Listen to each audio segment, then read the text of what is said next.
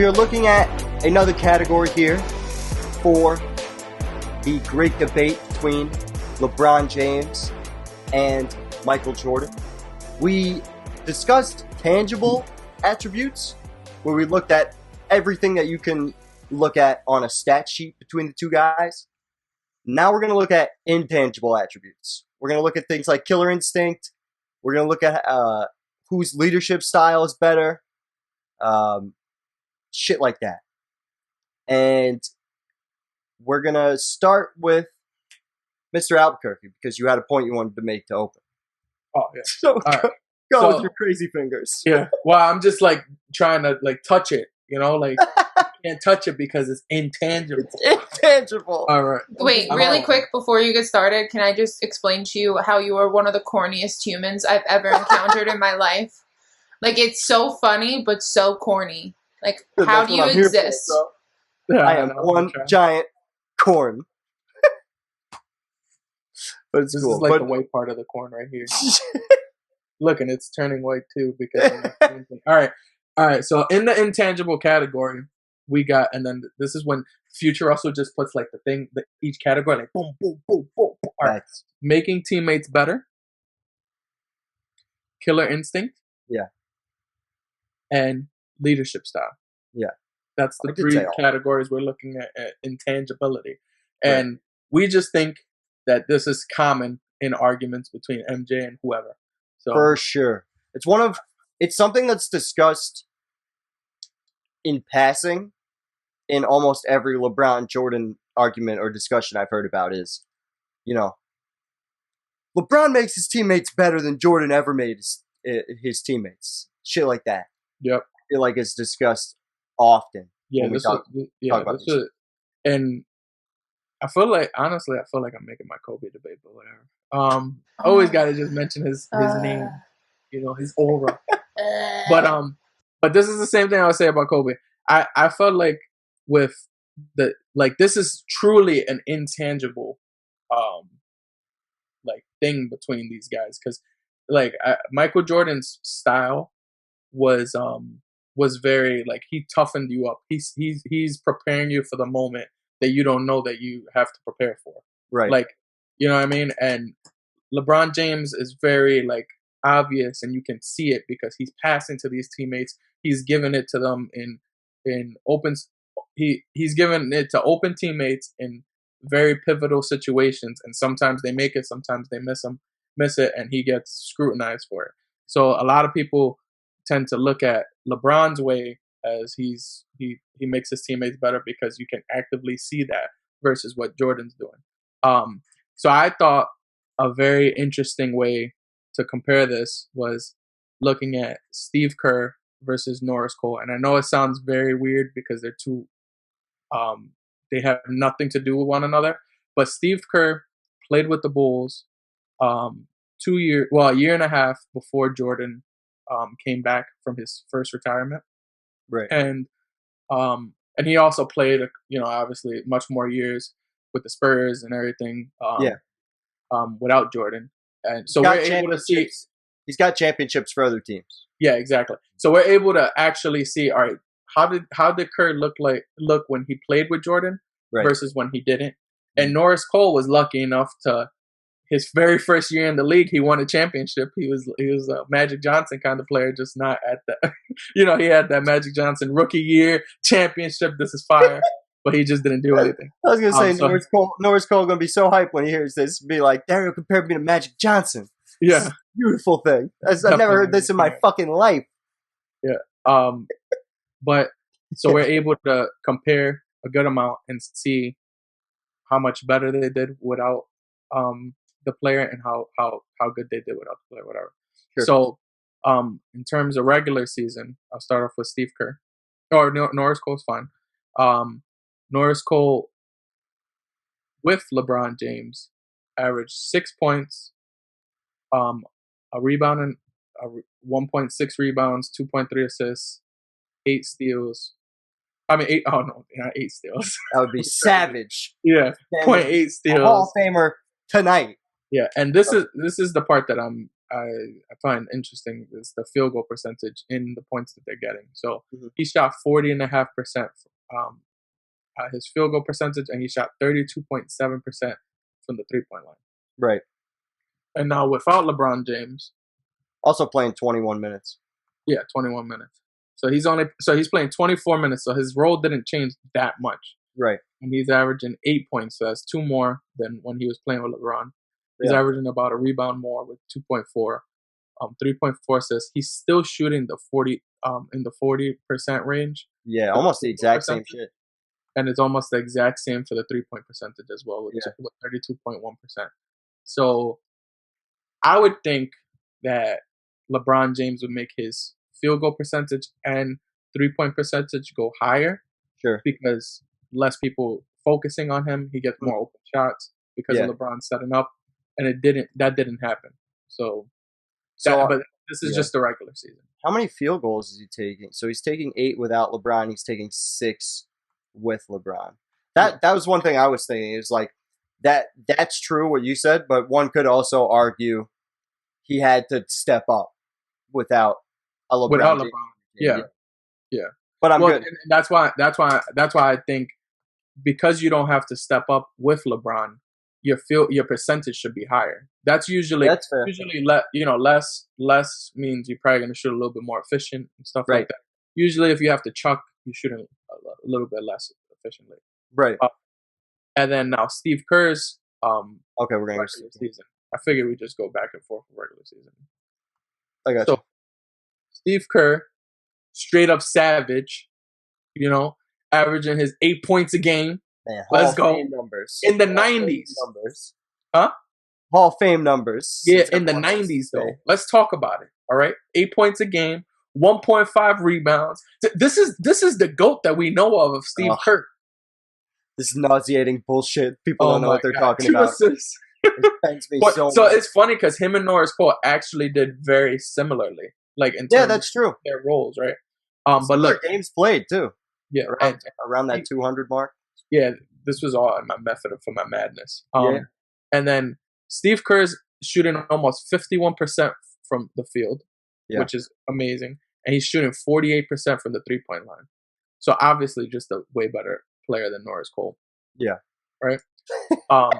So then now if we look at Steve Kerr without Michael Jordan, and he's averaging almost 23 minutes a game. So now, that's interesting. The minutes take a huge dip without MJ. And that's probably because he played for the Spurs. He's had a lot of he was pretty much a bench player throughout most of his career. Very true. Norris Cole probably started a little bit more.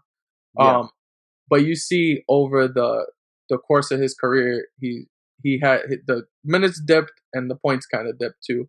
Yeah. He's scoring 5 points a game now, but he's shooting almost 47% from the field. So his field goal percentage went down. Right. And the 3-point percentage went down as well, the same amount, with 43% versus 48%. So this is what you were talking about with Norris Cole. You expected to see this from Norris Cole, and you didn't. Exactly. That's interesting. So, and obviously, there's multiple factors. Yeah. But in this case, I just think it makes sense that all the offense is focused on Michael Jordan, so Steve Kerr gets open looks. He gets like the game winner that he hit on the Jazz. Was it the Jazz? Yeah. 97 game winner that he hit. He had an open jump shot because they went to double team Michael. Now that's just kind of what you expect when you have a superstar and then role players. And I wasn't trying to just like pick out Norris. Norris Cole was just the only one that made sense. Like I was thinking about a guy like J.R. Smith, but J.R. Smith had like a whole career before and a whole career so it was like very difficult to tell how J.R. did with and without LeBron. And and like J.R.'s peak was like way before, like years before he even met up with LeBron. You know what I mean? Like was teammates with LeBron. So I was just trying to look at guys in very similar scenarios. So that's why I did that. But now let's think about the where it matters the most, the playoffs. That's how you know if you're making your teammates better, right? Like during the playoff time, things condense a little bit more. You're playing less playoff minutes, and each point matters way more. Yeah. So you got, this is with Michael Jordan. Steve Kerr is averaging 5.5 points, 1 rebound, 1.5 assists, whatever. He's shooting 44% from the field goal range and 38.7% from three. Not horrible. About Michael Jordan. Field goal percentage goes way down. And he is averaging much less minutes too. But he's with 11 minutes per game, he's only getting 3 points per game now. He's shooting, and if anything, he had more. Right, he had more games with Michael than he had. It's pretty split down the middle. 68 it's close, games, but he had a little bit more with Michael. So 128 games total. 60 without Michael Jordan. 68 with him.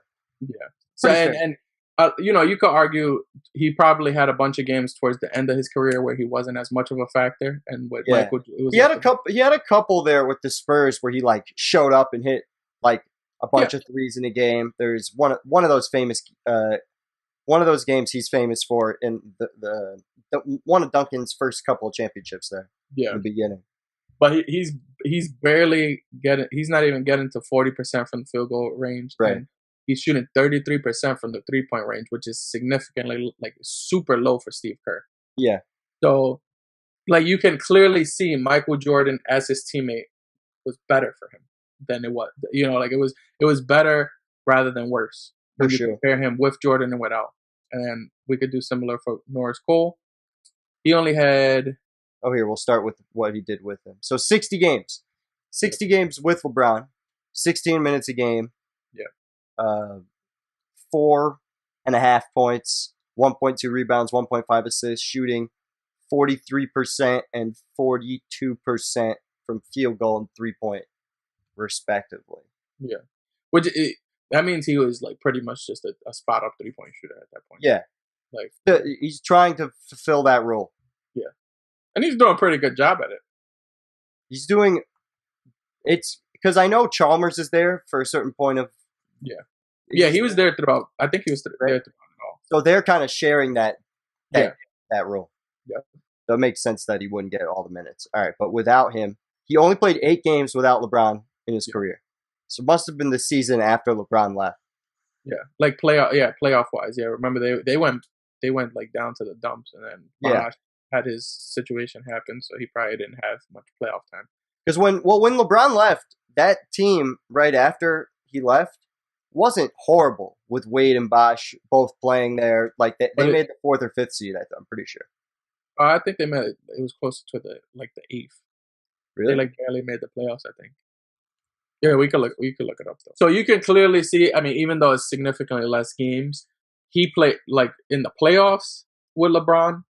LeBron elevated his play because obviously he was shooting much higher percentage from field goal range, and then much higher percentage from 3-point range as well, which was one of his jobs. Like he had to be a spot up 3-point shooter. That's where a lot of that Heat team was. It was just Wade and LeBron like cutting and then dishing out to the open 3-point guys. I was thinking of the second year after. You were right. The first year they were 10th. Then the second year they got to 3rd. I was like, I knew they had turned it around after a certain point. Yeah. Which is interesting to note for this particular category. When we're talking about who made teams better. So I had this thought, and it's something that I've had in my brain for a really long time when it comes to guys and whether they make their teammates better or their teammates just enjoy playing with them. Colin Cowherd said this when he was on ESPN. He was talking about the difference between LeBron James and Carmelo Anthony on the Heat and the Knicks, respectively. Yep. And he was like, if you ever notice, he said, every time Carmelo's team, either the Nuggets or the Knicks at the time, so whenever Carmelo's team started the season, they would start out really hot. They'd all look like energized and engaged. And then by like January, February, like the dog days of the season, you could see that the record would start to like go down because people are just fucking sick of playing with this guy after months.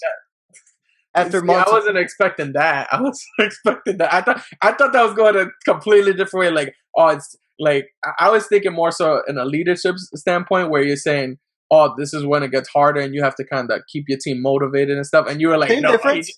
Same difference. Same difference. Just a fucking. It's not. That's like two completely different things. No, it's the same, and here's why. It's not. It's not that far off to me because the same. Like, when do you think is the hardest month of the regular season?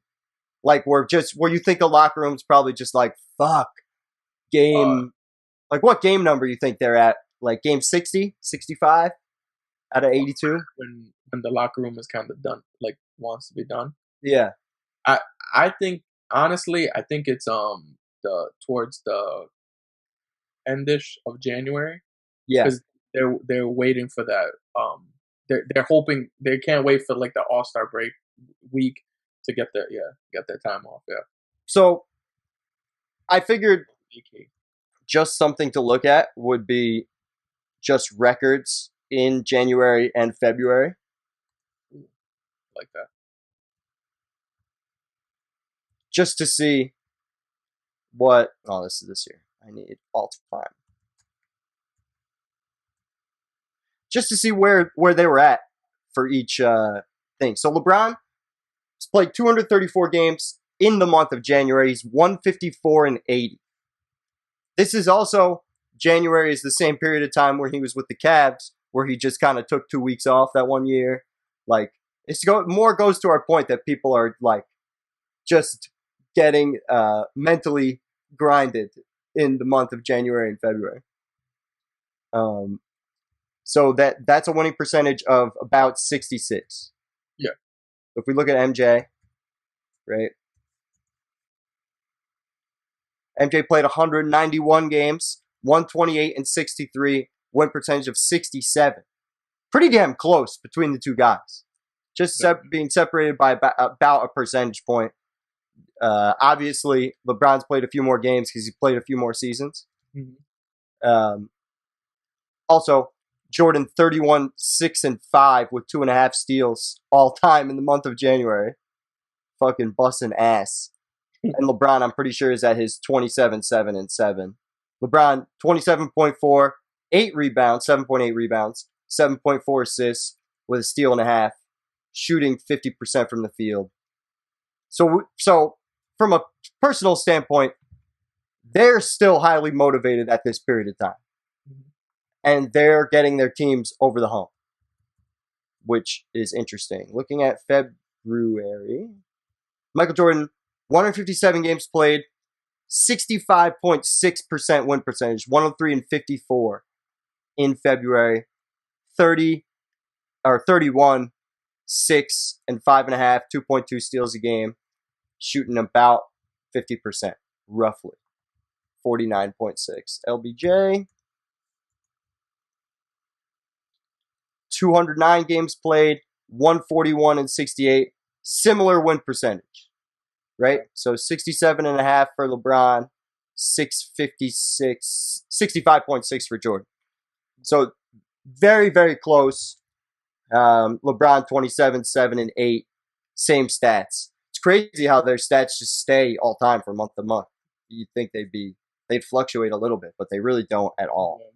I think where it fluctuates the most is in the beginning of the year, especially for LeBron. Yeah, that's fair. Yeah, because that's when he's usually not. He's like pacing his team and trying to figure it out. He has to fix up a lot of.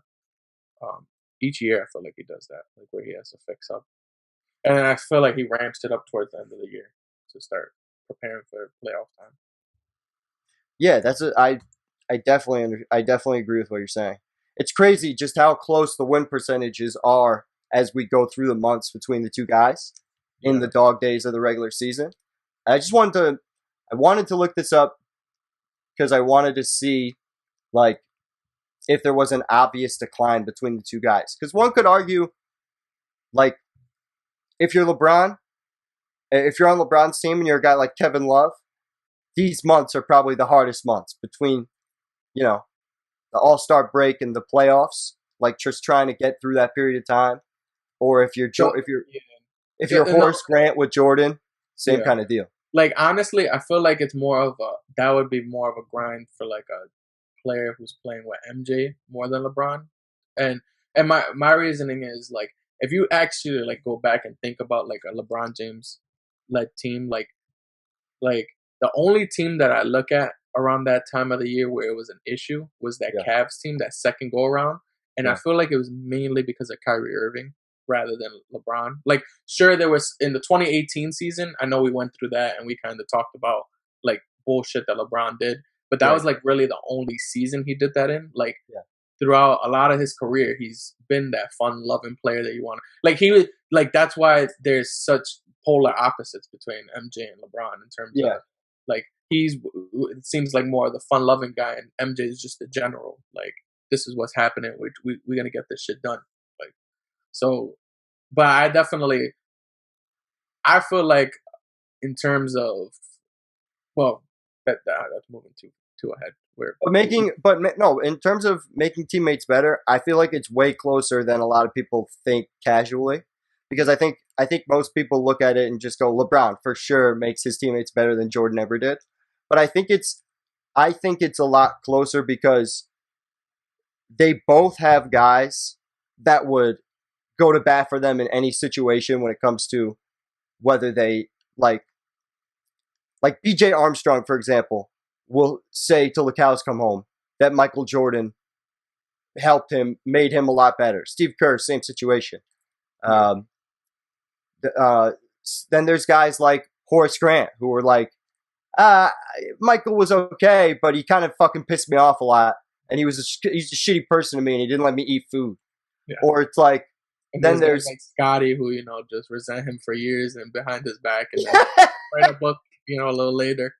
I feel like the only thing you could compare with Scotty on the LeBron side would be Kyrie is probably the closest, who I think maybe in 10 years would write just a scathing book on how LeBron is just this media-centric fucking like glutton for attention.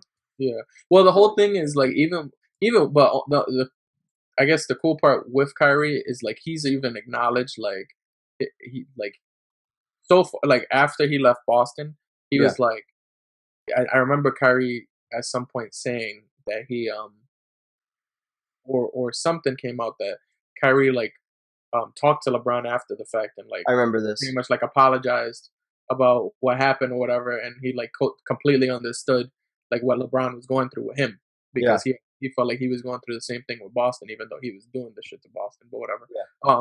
But like so like even in that case, like, and if I not like no, this is relevant. So like with LeBron James, and we talked about this in LeBron's LB, he actually like stepped aside to make Kyrie shine.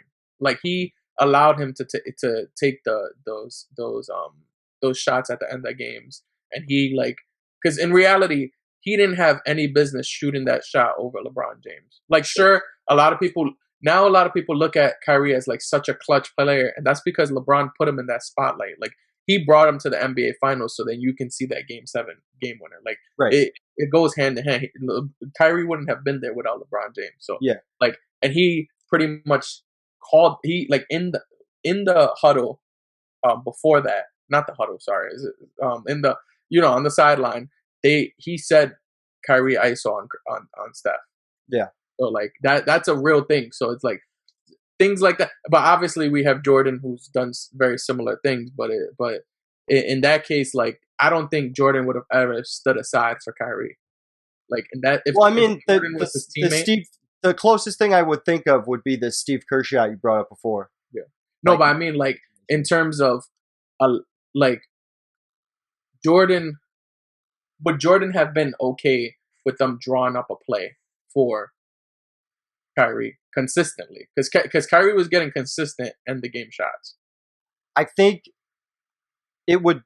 I don't know. Not at the end of the game. That's just Jordan's role. He's the closer. Like no, I know, but and technically it was LeBron's role too. Like LeBron was. I know, like it's hard for people to understand that, but like we saw the very next year after that 2016, 2017, 2018, LeBron was closing the shit out of games. We saw like game winners, like once we had he a didn't bunch have, of game winners that we once he was without Kyrie, he stepped into the closest thing he'd been to Jordan, like in terms of play style and being in attack mode, which we'll talk about in a minute. Yeah. But I would give it. I think I want to give this to LeBron, but it's like, for me, it's like 51-49 in terms of. I agree. Because I think Michael made guys like Scottie Pippen better, but also like wreck their brain. Like I think one could argue LeBron did the same kind of deal with Kevin Love. A lot of people don't understand. Mm-hmm. LeBron and Kevin Love since brought this up and made light of this. His time in Cleveland, when he went from Minnesota to Cleveland, is what sparked his personal mental struggle with mental health problems. Yep. And that his first year in Cleveland, he literally, outside of practicing and going to games, wouldn't leave his apartment in the city of Cleveland for any reason, fucking reason. Yeah. He went through this whole mental health and there's and I think Chris Bosh went through that to a lesser degree, but it's a similar situation where these guys were all stars before they were with LeBron, and then they had to be brought down to non-all-star numbers in order to win titles. Yeah. And they did, but I just wonder, I think, and also they both, LeBron and MJ, have the guys who are in strict role player modes that they've made better and worse. Mm-hmm.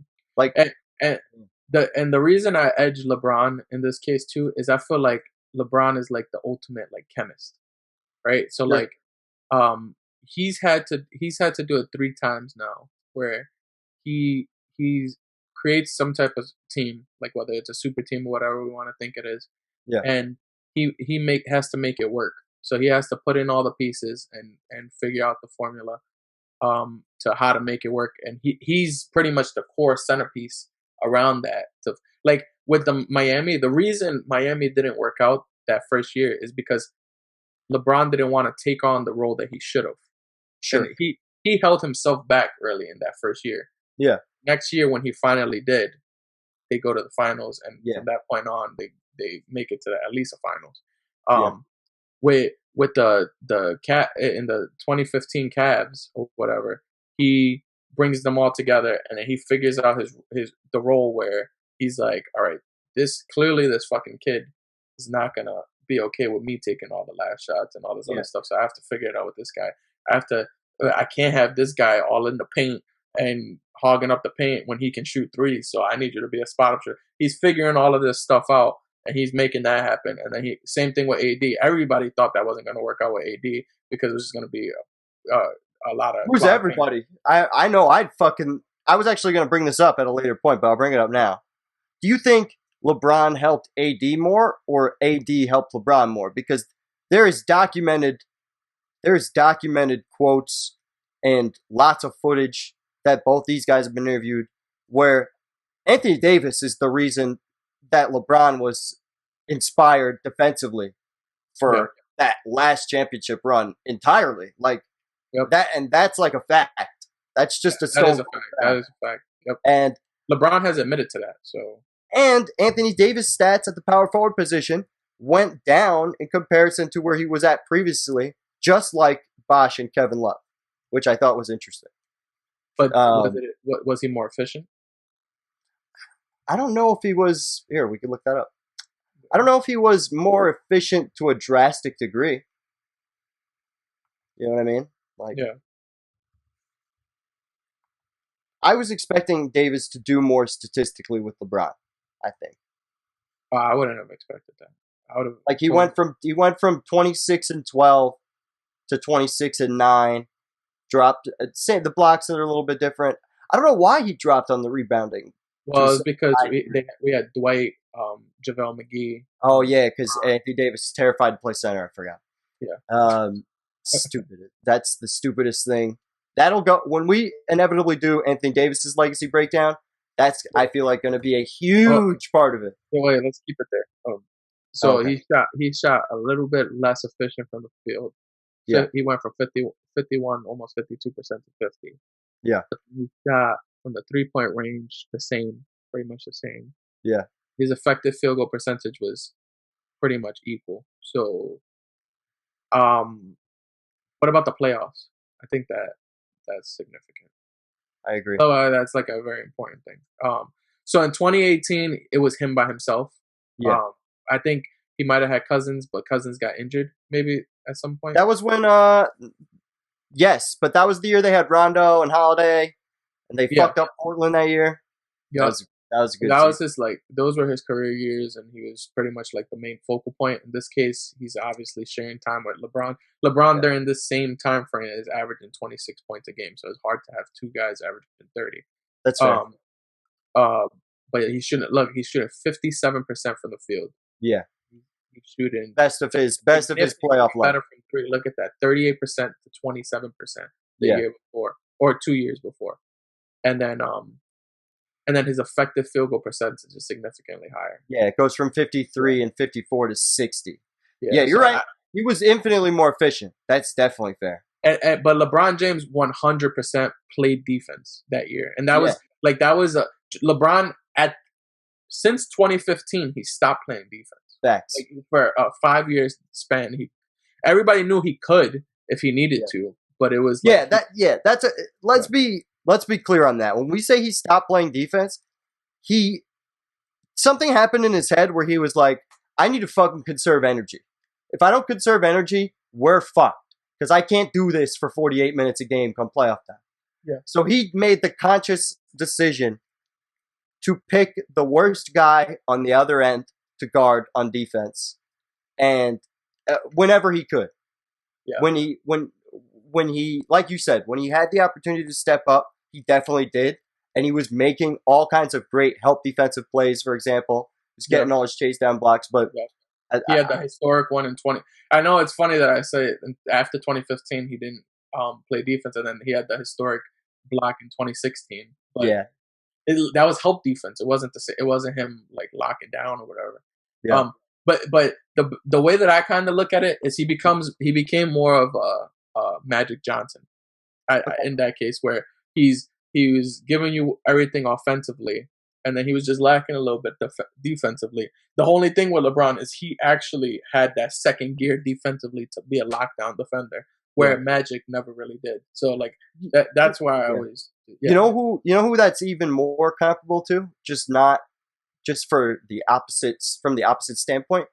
He's a lot like Tim Duncan in that way, where Tim Duncan toned down the scoring, but he was like, I am the fucking anchor on defense. Yeah. I am going to be all defense every year into my late 30s. Yeah. And if you need a bucket, I can give you a couple of games where I destroy. And I think the funny part is I really do think if Tim Duncan wanted to, he could have flipped it. But that's Tim Duncan's mindset where he's like, I don't need that. I feel like LeBron. Obviously, LeBron's a flash guy and whatever. So he knows I'm gonna get more praise, and plus he feels like it's more for the team, if he can. And it's also the era they were playing in, because Tim Duncan can do that in the era he was playing in. Because even all the way up to that 2014 championship, it was still defensive basketball. The pace wasn't that crazy yet, and he could do that. Now, if LeBron was trying to do that toward 2015 and on, he would never. He wouldn't be able to even make it to a championship probably if he was just playing defense and not offense. Well, that's what made the Lakers thing so great, is that they were the best defensive team all year. Yeah. No matter what, they were still the best defensive team all year. Yes, they put up points, but their defense is what they hung their hat on for sure. That was a defensive basketball team. Yeah. But Lindsay, who do you got for who makes teammates better? Who are you picking? We both picked LeBron, but I wanted to see who you picked. I was going to go with LeBron, but I think it's really close, and I think it just came down in terms of my preference of leadership style. That's what we're going to get into next. That's the next category, is talking about leadership style. So talk to me about that while you were on the.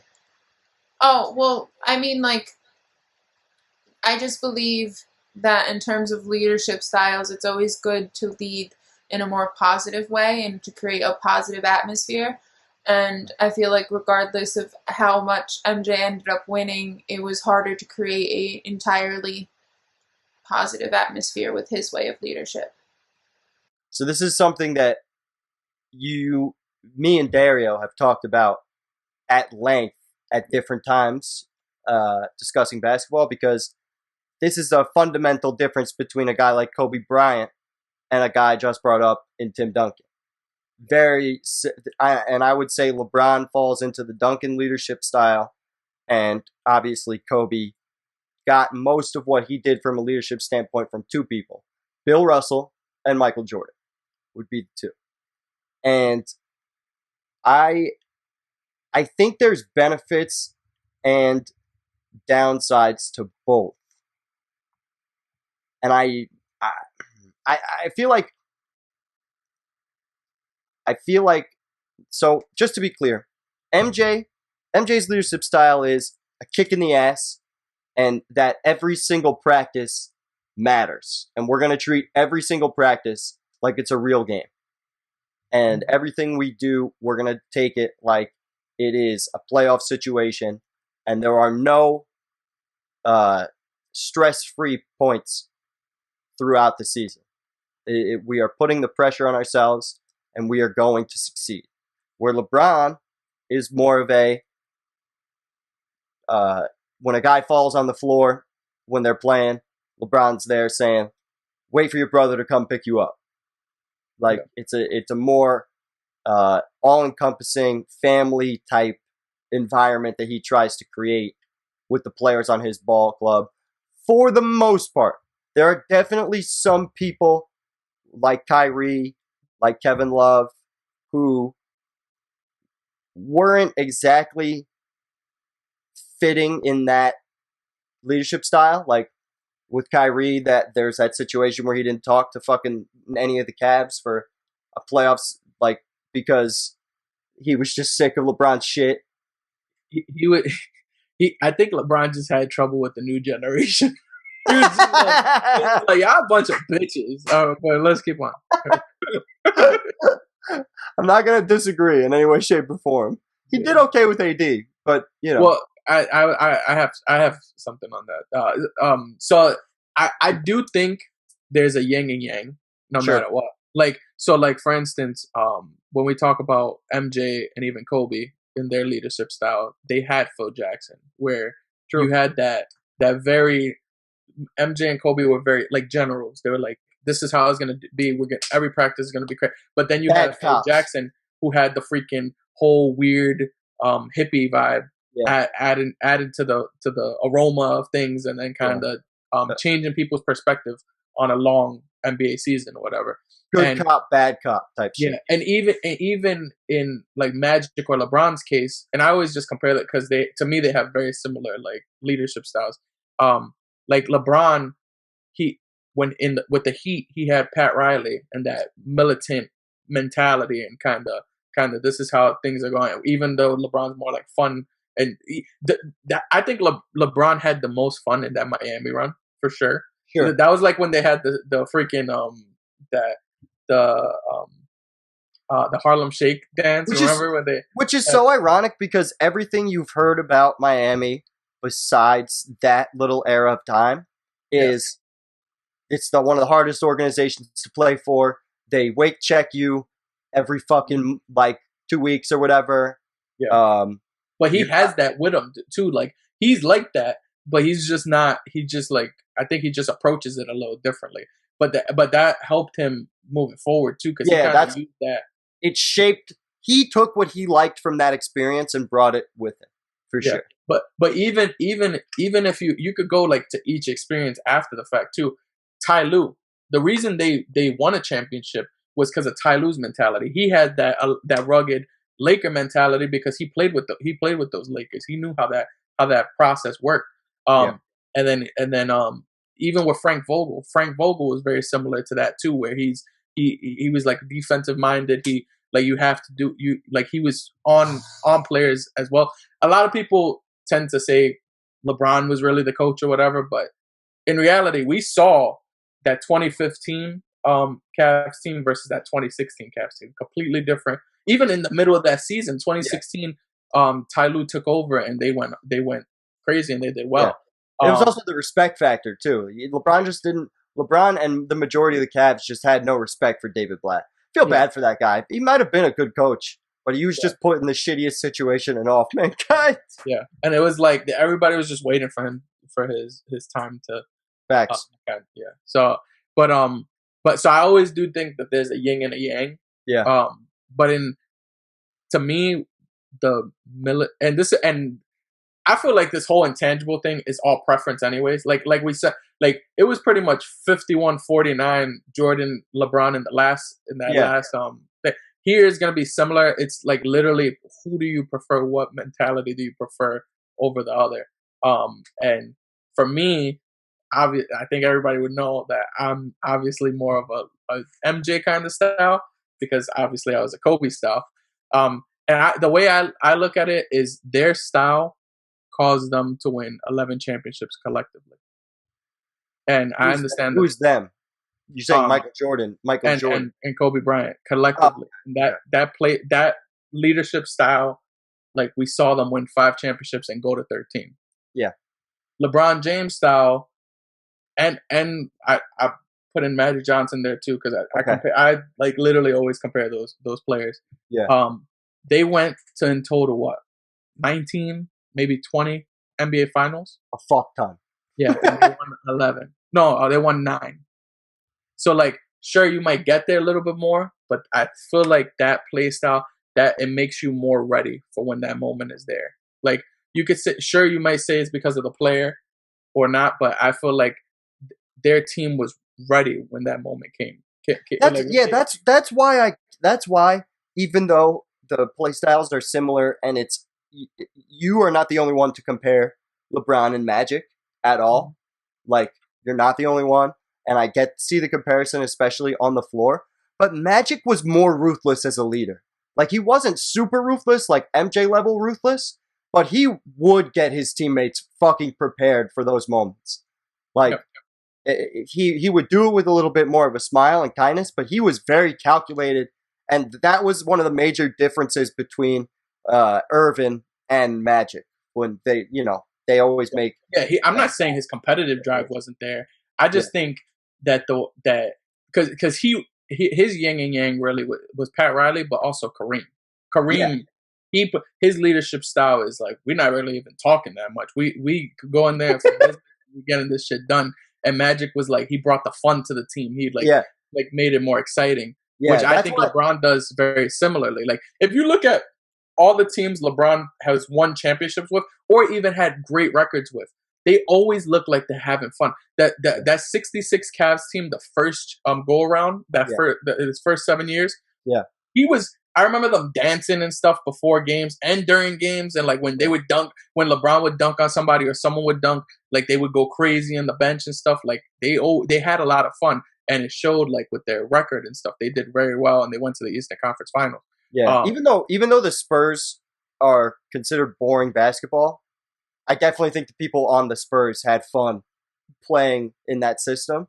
And I think that I find Duncan and LeBron's leadership styles to be eerily similar. Like, more similar than LeBron and Magic for me.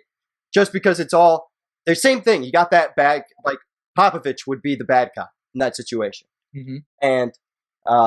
And Duncan is always the arm over the shoulder guy. We've seen so many cuts of Duncan putting his arm around guys, and like there is moments like Steven Jackson had with the Spurs organization, but for the most part, Duncan won the whole time he was there. Obviously, we've talked about that. And same thing as LeBron's teams, where they lots of ball movement from the Spurs. Like they look constantly engaged. You know what I mean? And I think, and even if you wanted to replace Duncan with Magic in that little finals comparison, the numbers are pretty similar. Like, it's still, they made it to, like, I don't know, 15 to 20 finals. and they won. Yeah. Well, yeah, they've been 6 plus LeBron's 10, that's 16. Yeah, about 16, and they would have won. My only difference with LeBron and Duncan is like some Magic did this too, like where he used sure it wasn't as crazy, but Magic used the media to his advantage at that point, and Tim Duncan literally never that's true. Thought to use stuff like that, and even I've seen times when Magic will be pissed at a teammate or something. Like you don't really see that from Timmy on the basketball court. I've seen LeBron, like we've actively we have like a 10-minute clip of LeBron shitting on JR and getting mad at the situation and Mario Chalmers. Yeah, exactly. He screamed at Mario Chalmers on the bench before. Yeah. So that's the only I understand the Tim Duncan comparison. I just think LeBron, I feel like Magic was definitely one of his 100%. I'm not disagreeing with that in any way. And I feel like he took on a lot of his style too, and then obviously even Jordan style. Like LeBron has some of the Jordan things too. It's just not as it's not as obvious, and it doesn't pop out as much as things. And I don't think he had it as naturally as Jordan did. I think he learned it over a period of time of getting his ass dragged. Yeah, you know what I mean. But I think, Lindsay, you're taking LeBron for leadership style. Yeah. And you're taking, so it's up to me. Oh, I think Michael Jordan had people more prepared for bigger moments, in my opinion. And I think even though there were people that would, in hindsight, look at MJ and go, "You were a fucking dick," but we won rings. You know what I mean? And at the end of the day, he has done more winning than LeBron at that highest level. LeBron's career is cement still wet, so he could get to that point. But I definitely think Jordan has his guys more prepared for those big moments than LeBron does. And even from an on-the-court standpoint, they both have the ball in their hands a lot. But it's easier to feel the pressure, I think, when you're with LeBron than when you're with Jordan.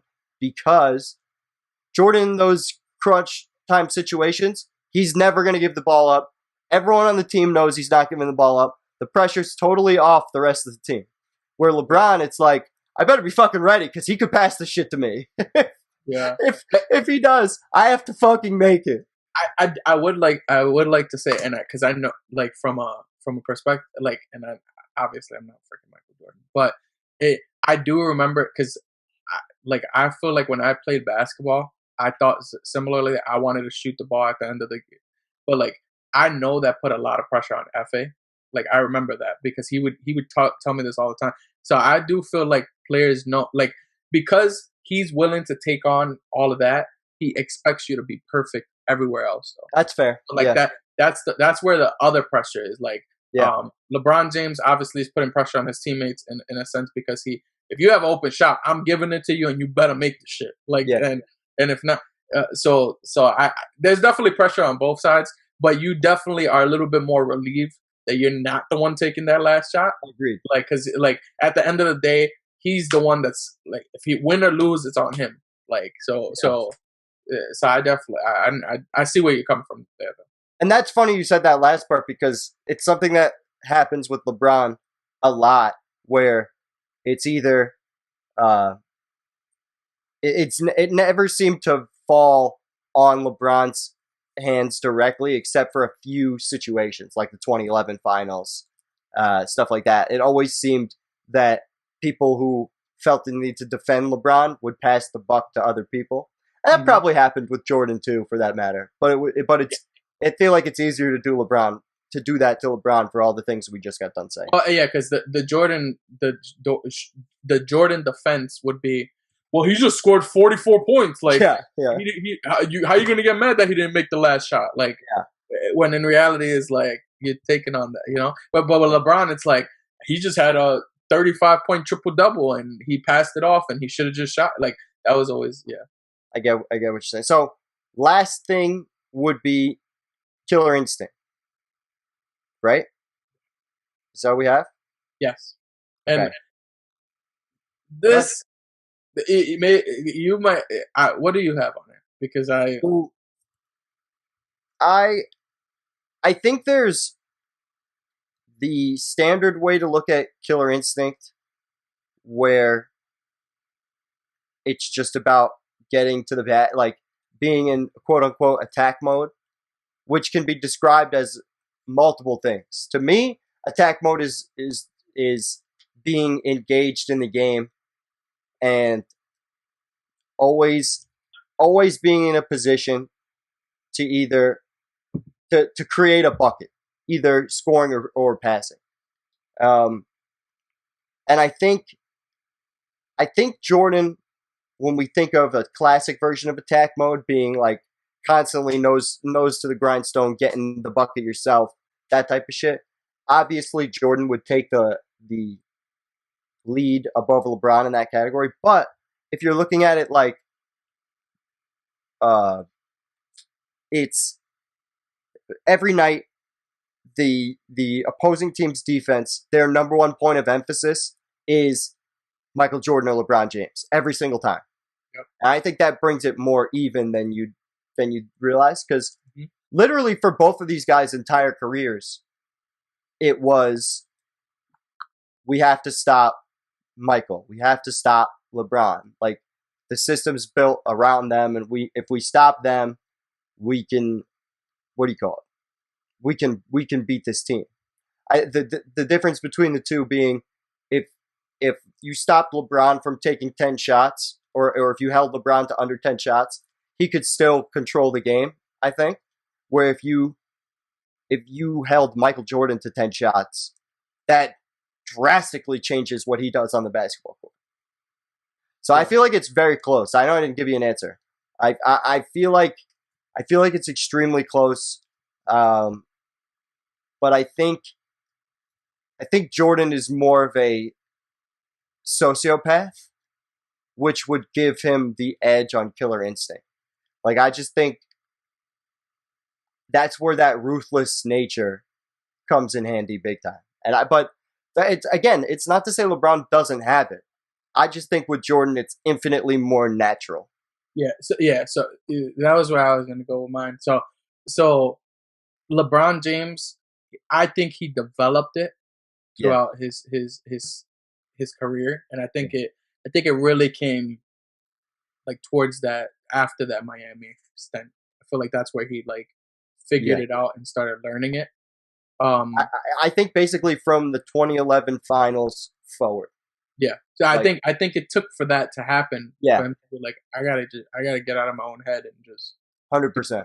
Yeah, and I think Jordan from the very beginning kind of always had that, and it was just his competitiveness and his, like, not to say LeBron isn't competitive, because he obviously is. Yeah. It's just a different kind of way to go at you. Like, pretty much everybody says this, but Jordan literally just goes for the jugular, and he just wants to be the one to like annihilate you, and he wants to make you know like you can't do anything with him, kind of thing. Right. And I feel like LeBron James is more so like, I can beat you, or I just want to win.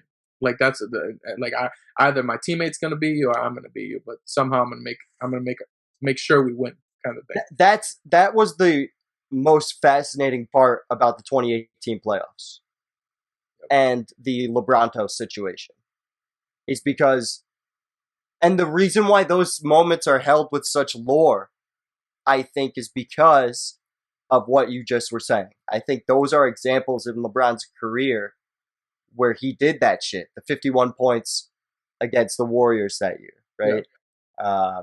The 2012 Celtics Game 6. Like, there are moments in LeBron's career where he does it, but with Jordan, if he didn't do it, it was out of character. Yeah.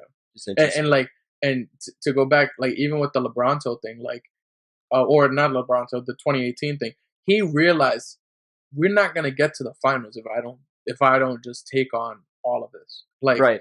so that's what made him have to get into that bag. Like before, he always had enough from his teammates and stuff to like be able to like work with them to like lower his load, and he realized that. And that, like, to me, that's why, like, that's what makes him so different than anybody else in like NBA history. I feel like, because he had to like adjust to the way he had to adjust, and he successfully did that throughout his entire career is pretty amazing.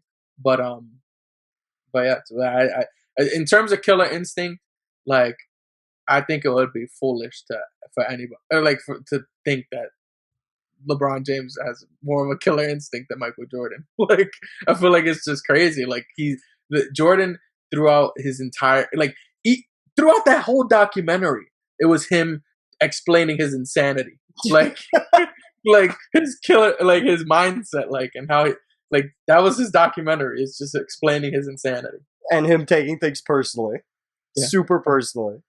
Lynn, who you got? I have to go with MJ. I mean, it's kind of hard to argue the opposite. Well, it's not hard. It's not hard to argue the opposite. It's just like, I feel like there's more of an abundance of examples for MJ versus LeBron, and that's just what wins it.